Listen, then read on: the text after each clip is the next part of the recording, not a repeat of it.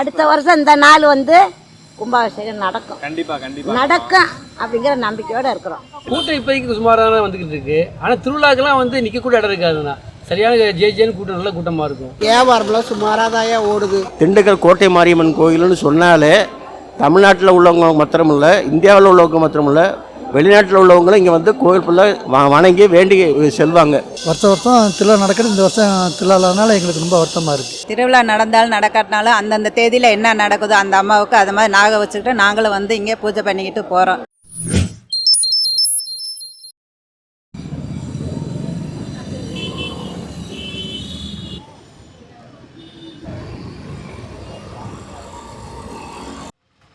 இந்த திண்டுக்கல் கோட்டை மாரியம்மன் கோவில் வந்து இந்த கட்டட பணிகள் நடந்துட்டு இருக்கனால ஒரு 2 வருஷம் வந்து திருவிழா வந்து ஸ்டாப் ஆயிருக்கு.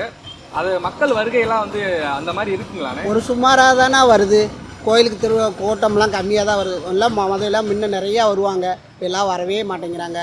என்ன வரமாட்டேங்கிறாங்க. எல்லாமே போக்குவரத்து கம்மி தான் எங்களுக்கு. வியாபாரம்லாம் எப்படின்னு இருக்கு? வியாபாரம்லாம் சுமாராக தான் ஓடுது. வியாபாரம்லாம் கம்மி. செவ்வாய்க்கிழமையெல்லாம் கூட்டம் வராது. வெள்ளிக்கிழமை ஒரு நாள் 1-2 வருது. என்ன செவ்வாய்க்கிழமை வராது.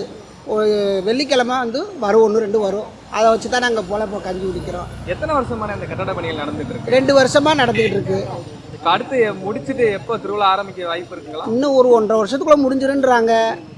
இல்லை அடுத்த வருஷத்துக்குள்ளே முடிஞ்சிருன்னுறாங்க சொல்லியிருக்காங்க. 2027 வந்து அதை நம்ம கரெக்டாக சொல்ல முடியாத. 2027 இன்னும். ஆமாம், அவங்க அறிவிச்சிருக்காங்க அப்படி. ஆனால் பனி எப்படி முடியுதோ அந்த அளவுக்கு முடிப்பாங்க. இந்த மாசி மாதம் வந்து அந்த 15 நாள் திருவிழா வந்து திண்டுக்கலே வந்து இன்னையோட தான் முடியுது சாமி. இன்னையோட முடியுது. அடுத்த வருஷம் இந்த நாள் வந்து கும்பாபிஷேகம் நடக்கும். நடக்கும் அப்படிங்கிற நம்பிக்கையோட இருக்கிறோம். சொல்லியிருக்காங்க 2027 நடக்கும் அப்படின்னு இருக்காங்க. வியாபாரம்லாம் கொஞ்சம் மந்தமாக தான் இருக்கும் சாமி. இல்லாட்டினா உங்களுக்கு பெருசாக தெரிஞ்சிருக்காது.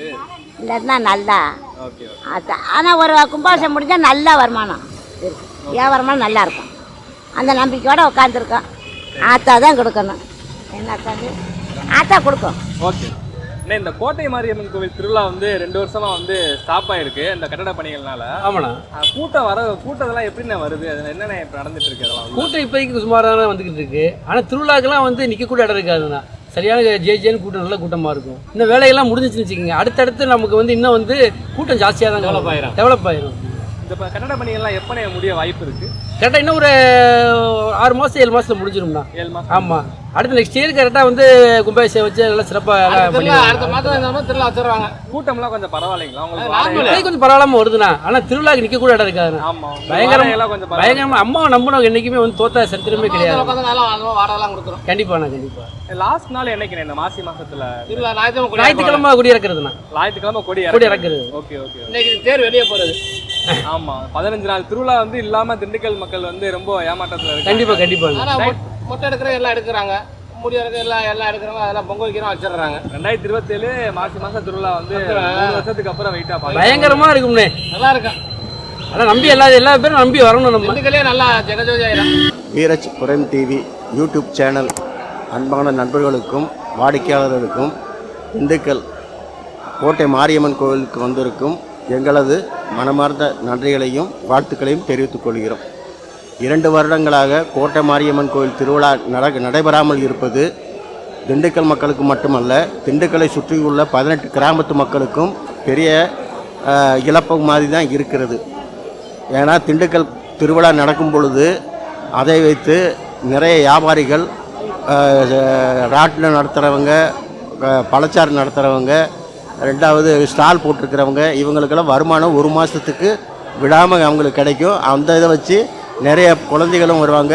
அதுவும் போக இந்த கோட்டை மாரியம்மன் திருவிழா வந்து எப்போதுமே மாசி மாதம்தான் நடைபெறும். அந்த மாசி மாதம் நடைபெறும் பொழுது இந்த சுற்றுப்பட்டிகள் உள்ள அத்தனை நண்பர்களும் தோழர்களும் பக்தர்களும் வந்து கோயிலில் அம்மனை வழிபட்டு அம்மனோட நேர்த்திக்கடன்லாம் வச்சு அந்த நேர்த்திக்கடனை வந்து நல்ல முறையில் செலுத்துவாங்க.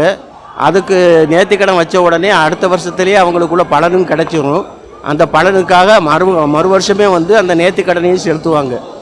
அதனால இந்த கோயில் வந்து உலக பிரசித்தி பெற்ற கோயில்னு சொல்லலாம். ஏன்னு கேட்டிங்கன்னா திண்டுக்கல் கோட்டை மாரியம்மன் கோயில்னு சொன்னாலே தமிழ்நாட்டில் உள்ளவங்க மாத்திரமில்ல, இந்தியாவில் உள்ளவங்க மாத்திரமில்ல, வெளிநாட்டில் உள்ளவங்களும் இங்கே வந்து கோயில் ஃபுல்லாக வணங்கி வேண்டி செல்வாங்க. இதை விட இன்னொன்று என்னென்னு கேட்டிங்கன்னா, பக்கத்தில் தான் பேகம்பூர்னு இருக்கிறது. அங்கே முஸ்லீம் நண்பர்கள்லாம் இருக்காங்க. அவங்க அனைவருமே கோயிலுக்கு வருவாங்க. கோயிலுக்கு வந்து இந்த விழா நடக்கிற இடத்துல இருந்து தாயோ பிள்ளையா இருந்து எல்லாருமே நல்ல மத நல்லிணக்கத்தோடு அம்மனை வழிபட்டு செல்வாங்க. விழாக்கள்லையும் கலந்துக்குவாங்க. விழா நடைபெறும் பொழுது கோயிலில் உள்ள சிறப்பு நிகழ்ச்சிகளில் அனைவருமே கலந்துக்குவாங்க. அந்த மாதிரி ஒரு பிரசித்தி பெற்ற கோயில் இது. ரெண்டாவது, இந்த கோயிலில் நடைபெற விழாக்கள் எல்லாமே எல்லாருக்கும் பயன் கொடுக்கக்கூடிய விழா காலத்தான் இருக்கும். ஒவ்வொருத்தரும் நேர்ந்துக்கிட்டு கரும்பு தொட்டில் நடத்துவாங்க, அங்க பிரதர்சனம் பண்ணுவாங்க, அக்கனி சட்டி எடுப்பாங்க, மொட்டை போடுவாங்க, கெடா வெட்டி பொங்கல் இடுவாங்க, கோழி விட்டு படையல் போட்டு எல்லாத்துக்கும் சமவந்தி விருந்தெல்லாம் கொடுப்பாங்க. அந்த மாதிரி சிறப்பு மிக்க பிரசித்தி பெற்ற கோயில் இது.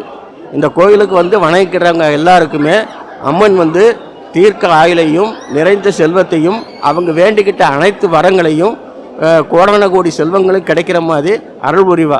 இந்த யூடியூப் சேனலுக்கு எங்களை பேட்டி கொடுக்க அழைத்தமைக்கு மிக்க நன்றியும் தெரிவித்துக் கொள்கிறோம். இப்போ கட்டடம் நடந்துக்கிட்டு இருக்குது. அது 27 முடிஞ்சு தொடங்கும். இப்போ ஓரளவுக்கு மக்கள் அம்மாவை நம்பி நினச்சி எல்லா அவசியமும் நினச்சி வழிபாடு போட்டு போயிட்டுருக்காங்க. கூட்டம் எப்பொழுது போலும் இருக்கிறது. இப்போ பணி எடுக்கிறனால கொஞ்சம் தாமதமாக இருக்கிறது. திருவிழா பார்க்க மாரியம்மன் திருவிழாவுக்கு இங்கே சிறப்பாக அன்னதானம் பண்ணுறாங்க. இந்த வருஷம் திருவிழா இல்லாதனால எங்களுக்கு ரொம்ப வருத்தமாக இருக்குது. அடுத்த வருஷம் திருவிழா சிறப்பாக நடக்கும். அனைவரும் திருவிழாவில் வந்து கலந்துக்குங்க.